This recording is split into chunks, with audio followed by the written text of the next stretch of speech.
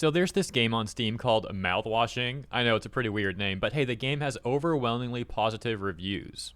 And the devs seem pretty based. To my understanding, this is like a spooky sort of game. I actually saw it in my Discovery queue a few weeks ago. Follow the lives of the crew as they weather starvation, isolation, and each other.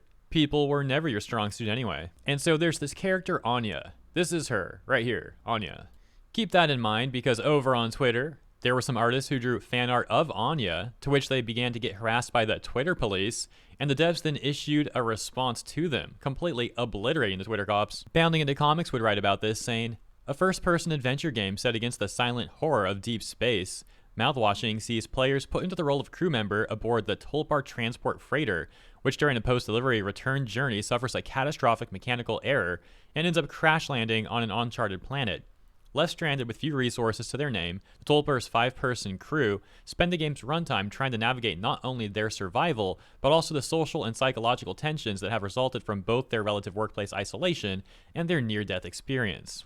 And it's among this small crew that one can find the aforementioned Anya, the medic of Tulpar and its only female member. Anya is presented as a good-hearted woman who, though slowly losing grip on her sanity due to the trauma of the crash and the events that follow after, does her best to provide physical and emotional care to the rest of the crew, well, at least most of them. Thanks to both her personality and her Shelley Duvall-inspired appearance, Anya quickly endeared herself to the internet at large, and as a result, the medic soon found herself being depicted in multiple pieces of fan art. Unfortunately, many of these illustrations drew condemnation from the moral busybodies among the mouthwashing fanbase. Wait, it says mouthwatering. Is that like a joke or something, or is that a typo, or did I get it wrong? Am I crazy? I swear it's mouthwashing, isn't it? Who accused any piece that so much as depicted her with defined breasts as quote-unquote sexualizing. Oh, I get it. So these are the sort of people who would love the Veilguard slider, right? Got it. But yeah, they say that making any fan art of her with a nice chest size would be sexualizing the sexual assault survivor, saying such reactions can be found in the Twitter replies and quote retweets of pieces drawn by artists such as Spoiled Muffin. As you can see, here's a tweet from Spoiled Muffin with that art of Anya, achieving over 48,000 likes. However, as mentioned, there are some angry, weird Twitter police in the quote tweets. For example, hot take, I don't think it's appropriate to sexualize SA victims. Response saying, I agree IRL, but you're looking at a drawing.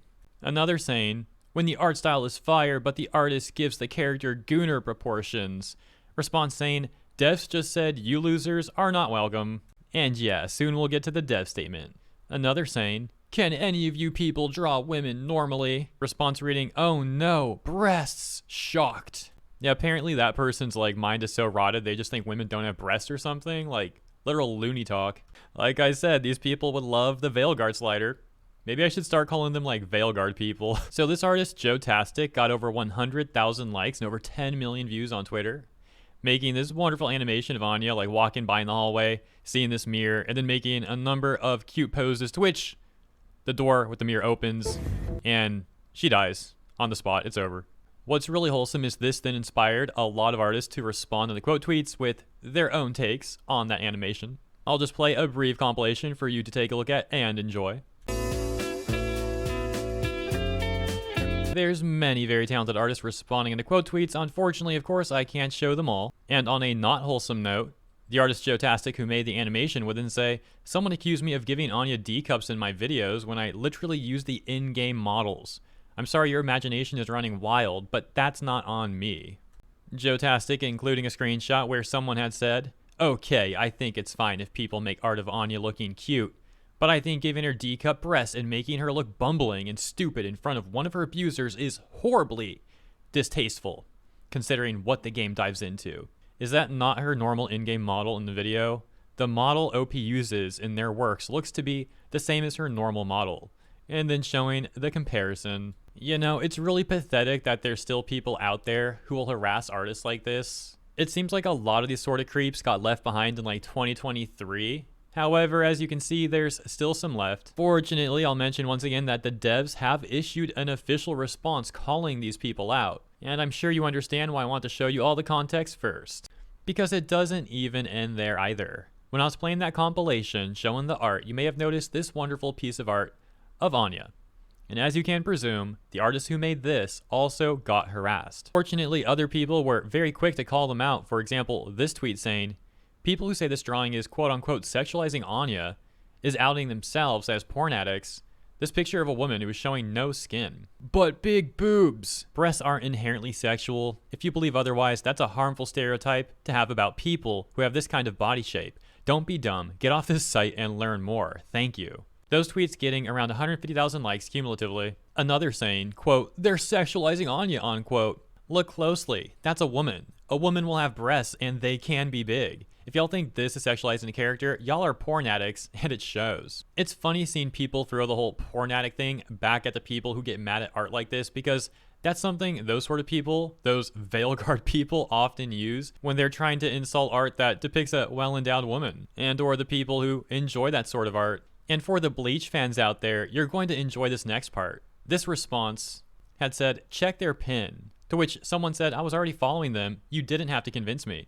And now we're going to check their pin. And we can see that this artist, Raku, has also drawn wonderful art here. Their pinned art of Ichigo and Orihime. I wonder if that person who left a quote tweet saying check their pin on the Anya art doesn't realize that this is canon Orihime. It's like not even exaggerated from what she looks like in 1000 Year Blood War, which by the way has been amazing. Japanese artist USA also partook in drawing Anya. I'm not going to be able to show the full image here because it might be a little bit too much for YouTube, but I'll leave that part up to your imagination, and I'm sure you can understand like what that's implying. Regardless, the tweet did get over 100,000 likes and over 18 million views on Twitter. However, of course, this did also upset the Twitter police, to which the artist actually did issue an apology. The full statement reading, I apologize for making everyone feel uncomfortable.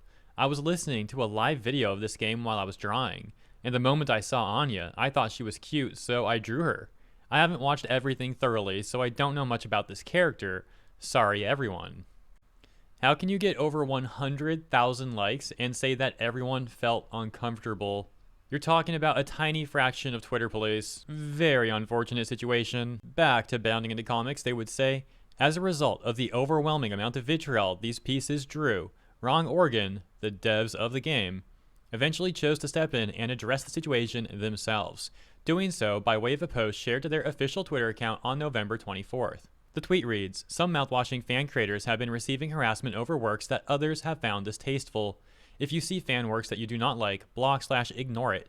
Any form of harassment is unacceptable. If you can't be respectful and considerate, this fandom is not the place for you. And as you can see, these based devs got over 3 million views and almost 30,000 likes on that post on Twitter.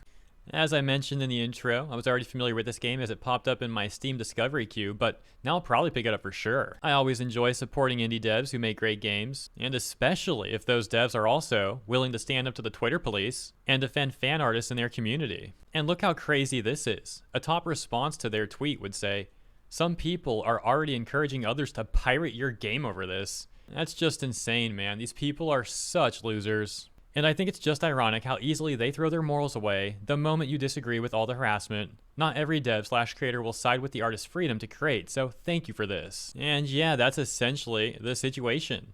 As always, thank you for tuning in, and consider letting me know what you think about all of this in the comments. Also consider checking out the various artists featured in this video. And of course, also the game Mouthwashing itself. Oh, and lastly, consider liking or subscribing to the channel if you enjoyed my coverage. Appreciate ya. With that all said, I'll see you in the next one. Have a great rest of your day.